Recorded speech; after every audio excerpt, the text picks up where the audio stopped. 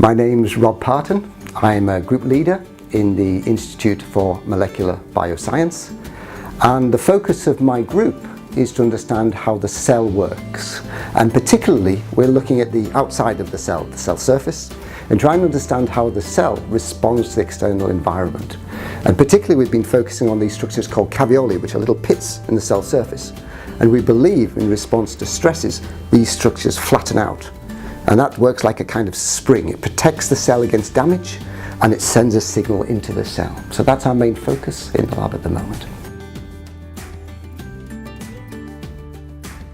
We've been increasingly using electron microscopy to understand how the cell works. And that's gone from the past where we had just a 2D slice of the cell to now we can look at the cell in 3 dimensions. So this has been a real revolution in electron microscopy. So a few years ago we wondered, could we actually walk inside the cell? Could we shrink ourselves down and actually see what it's like to explore inside the cell? And so with virtual reality we could do this. We can now go inside the cell, we can even manipulate parts of the cell. And that's interesting in terms of showing what the cell looks like to the general public. It's good for education, but I think increasingly in science we're going to be using these kind of approaches to understand how the cell works. I don't know if I ever wind down, really. I love being with the family, so I've got 2 young daughters.